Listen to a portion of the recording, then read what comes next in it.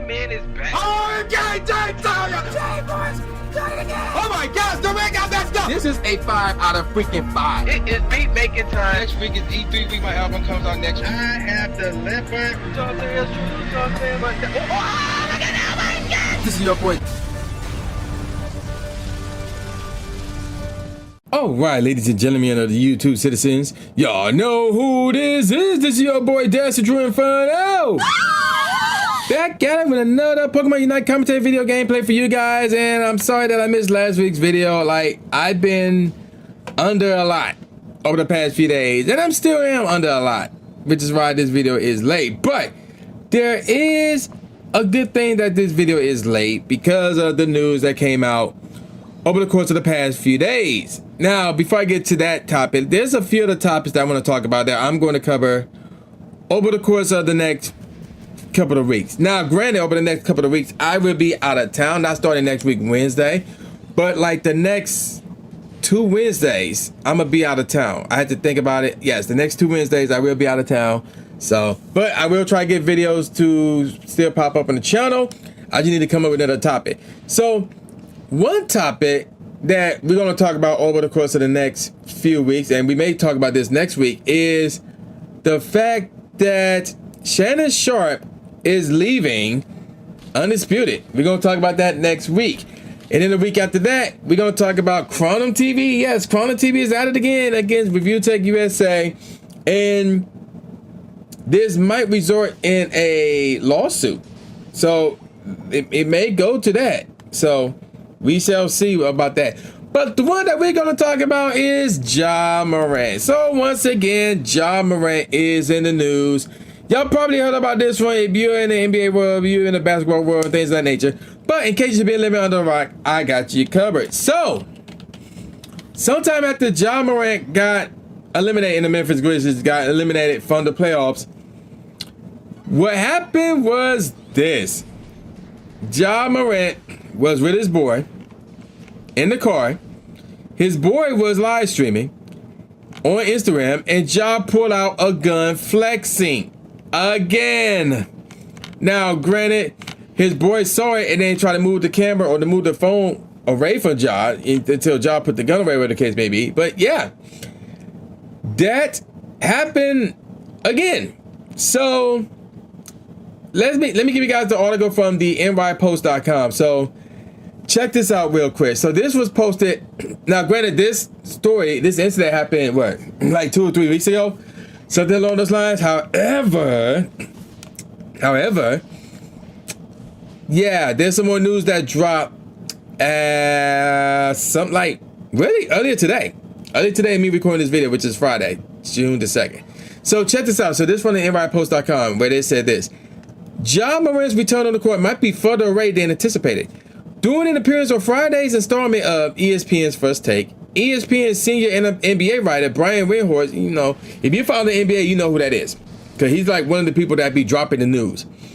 Brian Windhorst explained why he believes that Ja is looking at a significant suspension after he was seen holding a firearm on social media twice over the span of 2 months, by the way, which is crazy. Brian, who reacting to a statement by NBA Commissioner Adam Silver, who said on Thursday that the league, and I'm quoting here, uncovered a fair amount of additional information, end quote, in its investigation into a second gun incident involving Ja Morant, adding that it will withhold releasing the results until after the NBA Finals. And, you know, Brian Windhorst said, and I quote him, "I have never heard anything like it. It was very unusual." He basically said, "I know what I'm going to do, but I'm not going to announce it now." The second part is that he's working alongside the Players Association on this. He's obviously bringing them along side by side. Trust me, typically the Players Association isn't there as the discipline is being decided on and dole it out. So this is a suspension that is wide-ranging, and quite frankly, the indication here is that this is going to be a significant suspension. So there's that. Moving on with the article, Windhorst went on to speculate that the outcome of Silver and the Players Association's decision could be unprecedented in the NBA. As he continued on with the quote, "The tone and the tenor and the fact that the Players Association is involved does not indicate this is going to be similar to something we've seen before. And I also think Adam Silver expecting there to be a lot of reaction to what he does. He doesn't want to be a storyline during the NBA Finals, which is the correct thing to do. So take all of that under advisement when you consider what's heading for Ja Morant. And that's, that's the best play here, especially in Ja ain't playing. So there's that.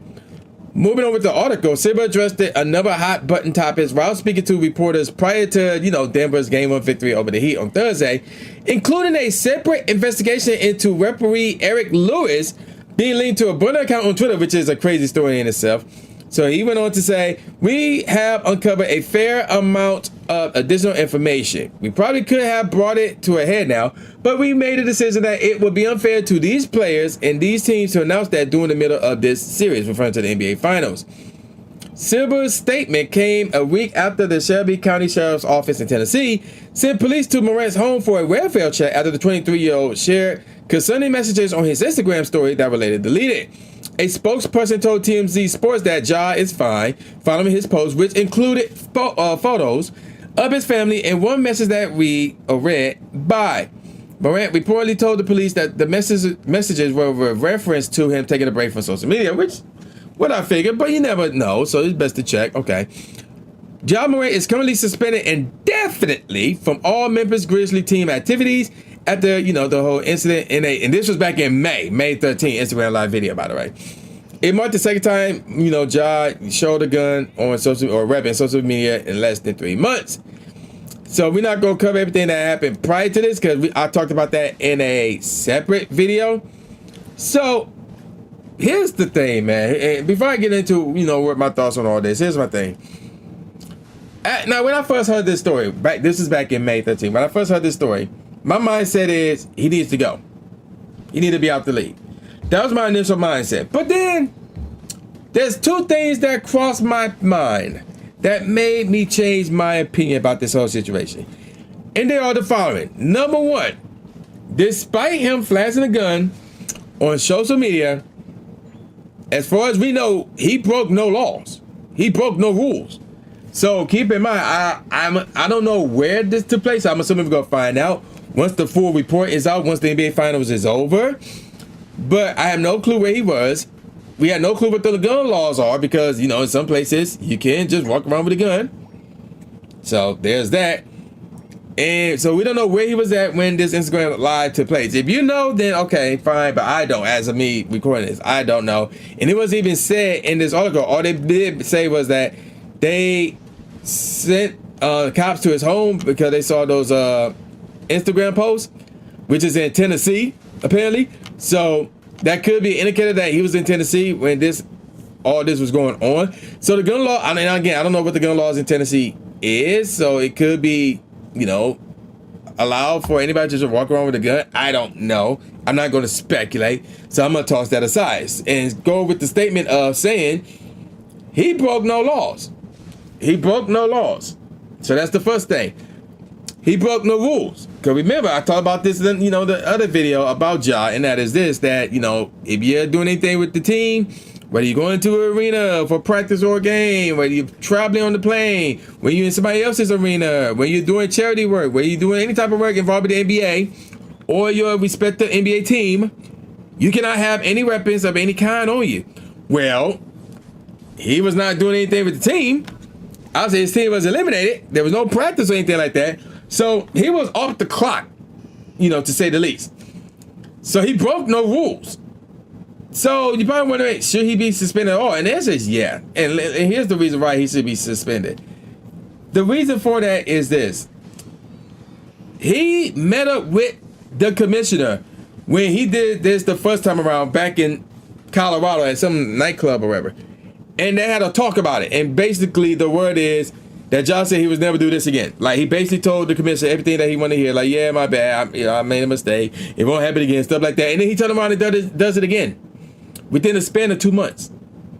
So now we got an issue of Ja lying to Adam Silver in combination with the fact that this sets a bad image about the NBA.